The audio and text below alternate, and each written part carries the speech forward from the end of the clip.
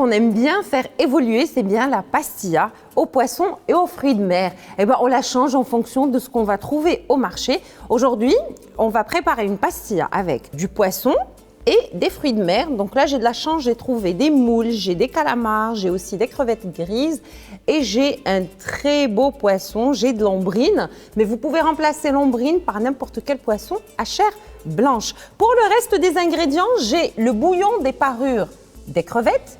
Cette recette, vous la trouverez sur mon site www.choumicha.ma pour le bouillon de crevettes. J'ai également de la sauce soja, de la sauce de poisson, pas la sauce pour poisson, mais de la sauce de poisson, du piment fort. Je vais prendre du thym frais, j'ai également du persil, de la coriandre, du poivron rouge, on a de l'ail, des champignons en boîte, mais si vous trouvez des champignons blancs frais, c'est encore meilleur, des champignons déshydratés que j'ai réhydratés, émincés finement, des olives vertes émincées, du vermicelle de riz et un très joli poisson de 2 kg environ. Et je vais avoir besoin également d'huile d'olive, de sel. J'ai également des feuilles de pastilla que je garde bien couvertes pour leur éviter de se dessécher. Et je commence tout de suite la préparation de la charmoula.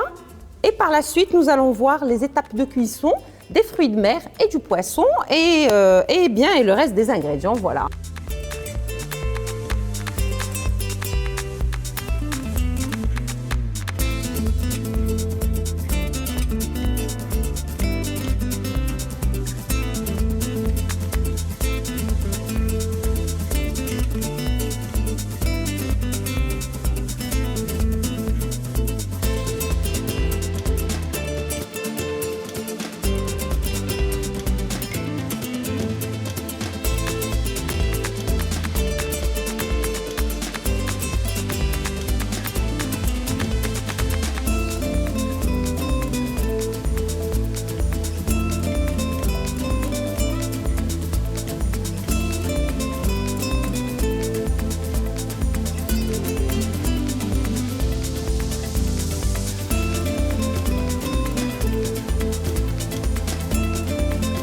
Je vais faire cuire la charmoula avec un peu d'huile d'olive, du sel, du piment fort, de la sauce soja, de la sauce de poisson et un peu de jus de cuisson des parures de crevettes.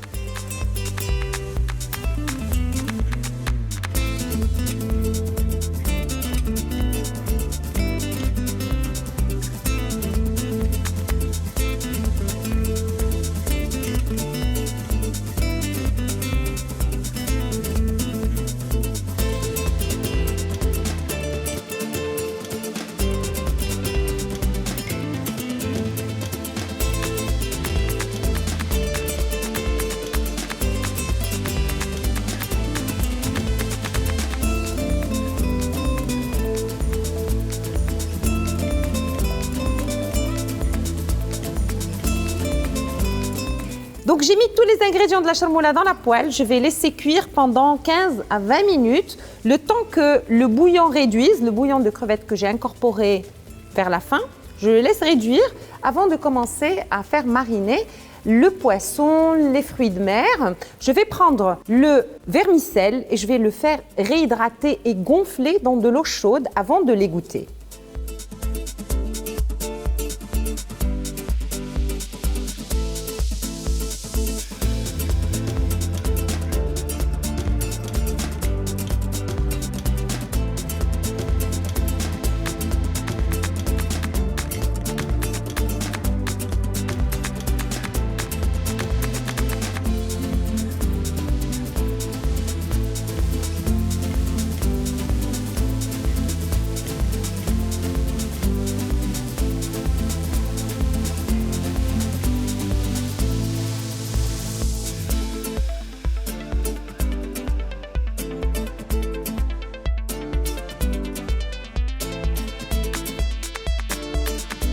J'ai bien enduit le poisson de charmoula de l'extérieur et de l'intérieur. Je vais le placer au four pendant 30 minutes. Le four est préchauffé à 170 degrés. Je laisse cuire le poisson, donc 30 minutes. Par la suite, je le laisse refroidir. Je vais retirer les arêtes, la peau et je récupère que la chair avec le jus du poisson, c'est-à-dire l'eau dégorgée par le poisson et la charmoula. Je récupère tout ça pour l'employer dans la farce de la pastilla. Quant au reste des ingrédients, on se retrouve dans un petit moment pour finir la préparation.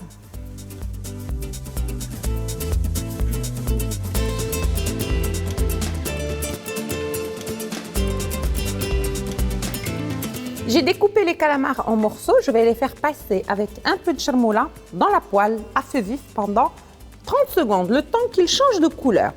Je vais faire la même chose avec les crevettes grises, les moules. Pour les champignons en boîte émincée, je vais les passer avec les champignons noirs également émincés dans la charmoula et les olives. Et enfin, le vermicelle que j'ai déjà réhydraté et égoutté. Je vais le travailler tout seul avec la charmoula et je vais le découper au ciseau pour ne pas avoir de longs vermicelles. Donc voilà, pour les fruits de mer, comme d'habitude, 30 secondes pour chaque variété de fruits de mer, pas plus.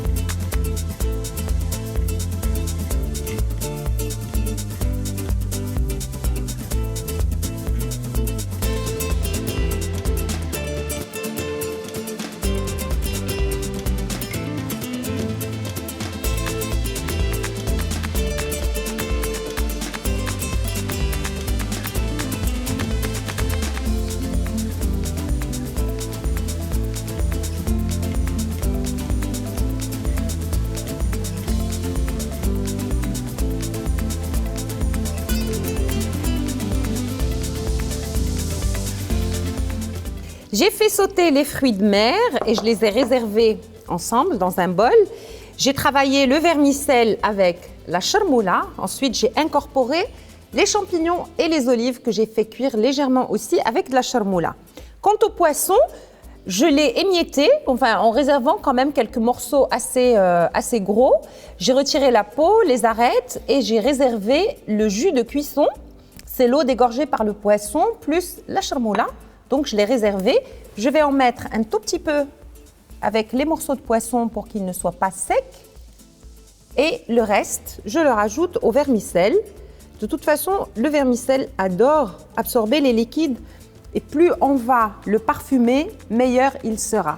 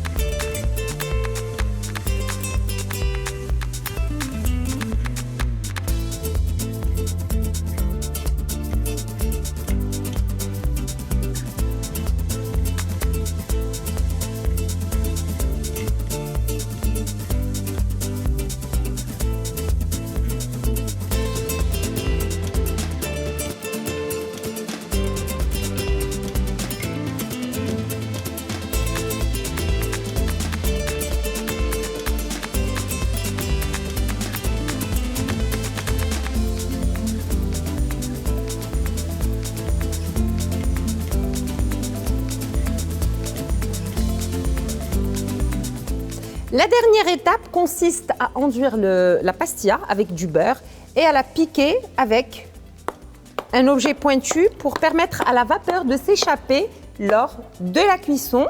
Comme ça, comme j'ai dit, on garde une pastilla bien pliée et bien nickel. Donc, je vais la placer au four préchauffé à 180 degrés. Je vais la laisser cuire jusqu'à ce qu'elle prenne une belle couleur dorée. Vous allez remarquer, une fois la pastilla au four, qu'elle va dorer d'un côté plutôt que de l'autre. Alors, il faut juste la retourner délicatement pour qu'elle puisse dorer de façon uniforme. On se retrouve dans un petit moment pour voir la pastilla cuite et bien dorée.